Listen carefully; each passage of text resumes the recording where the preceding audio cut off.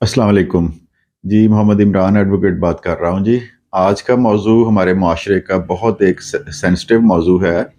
इसमें हम डिस्कस करेंगे कि अगर मियाँ-बीवी में खुला या तलाक हो जाती है तो उस सूरत में जो नाबालिग बच्चे हैं वो किसकी परवरिश में रहेंगे? तो हमारे आजकल अगर हम देखें, मैं फैसलाबाद और लाहौर की बात करता हूँ, तो बहुत ज़्यादा केसेस, परेशानी हो जाती है इनको देख के। लाखों की तादाद में खुला के तलाक के केसेस अदालतों में मौजूद हैं। अगर आपका जानने वाला कोई वकील है या जिससे आप मालूम कर सकते हैं तो आप परेशान हो जाएंगे कि किस तरह लाखों की तादाद में केसेस जो हैं वो अदालतों में लगे हुए हैं।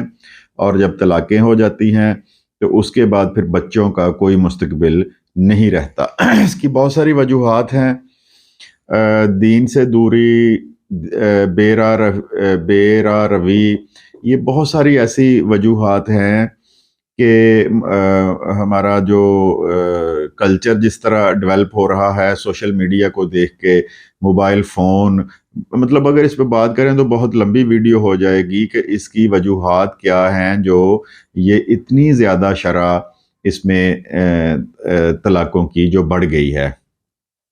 तो इसमें देखते हैं कि अगर बच्चे हैं उस जोड़े के, जो जोड़ा अलहदा हो रहा है, तो फिर बच्चों का मुस्तकबिल क्या होगा? इसमें जब औरत या मर्द में तलाक हो जाती है तो मर्द को दूसरी बीवी मिल जाती है और औरत को खावंद मिल जाता है।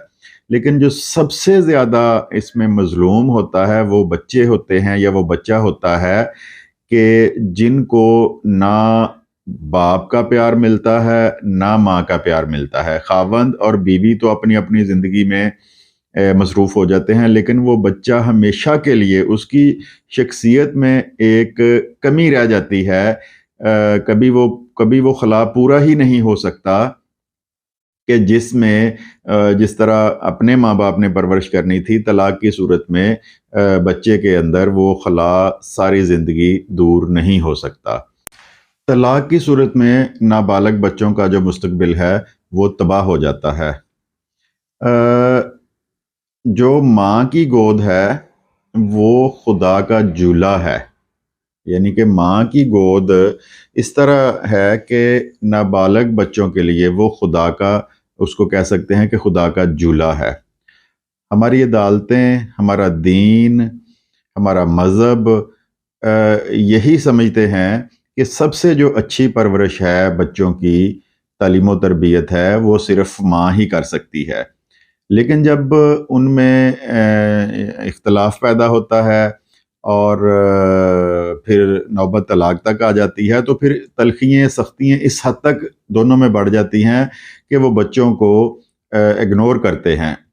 अदालतों में अगर आके आप देखें तो वो रोंगटे खड़े कर देने वाला सीन होता है कि जब बच्चे माँ के लिए या बाप के लिए अदालत में तड़प रहे होते हैं, माँ नहीं मिलने देती, और अगर बच्चे बाप की कस्टडी में हैं तो बाप नहीं मिलने देता, या फिर 2-2 माह के बाद उनको अदालत में मुलाकात का टाइम मिलता है। क्योंकि तलाक की सूरत में जो दोनों फ़रीक हैं, मियाँ बीवी, उनमें बहुत ज़्यादा तलख़ियाँ होती हैं, तो उनकी कोशिश होती है कि वो अगर माँ के पास हैं तो माँ बच्चों को बाप से ना मिलने दे, और अगर बाप के पास हैं तो माँ ना मिलने दे। बहुत कम देखा गया है कि इफ़ाम व तफ़हीम के साथ ये मामला तय होते हैं और बच्चे बाप से भी मिलते हैं और माँ से भी मिलते हैं। लेकिन ये बहुत कम ये देखने में आया है कि इस तरह की सूरत हाल होती है। हमारे दीन की रोशनी में अगर देखा जाए, और अदालतें भी ये समझती हैं कि जब ऐसे मामलात होते हैं तो उस सूरत में 90% जो नाबालिग बच्चे हैं वो माँ के हवाले ही किए जाते हैं, क्योंकि माँ उनकी सबसे बेहतरीन जो परवरिश कर सकती है वो माँ कर सकती है। लेकिन इसमें कुछ सूरतें ऐसी हो जाती हैं, यानी कि 90% बच्चे जो हैं वो माँ के पास ही होते हैं। लेकिन माँ अगर कोई हीनियस किस्म के जराइम में मुब्तला हो तो उस सूरत में फिर बच्चे माँ के हवाले नहीं किए जा सकते। मतलब कोई कत्ल का जुर्म माँ ने किया है, कोई दहशतगर्दी में मुलव्वस है, कोई जिनसी मामलात हैं, तो उस सूरत में फिर अदालत बहुत एहतियात के साथ इन सारी चीज़ों को देखते हुए फिर जो बच्चे हैं वो बाप के हवाले करती है।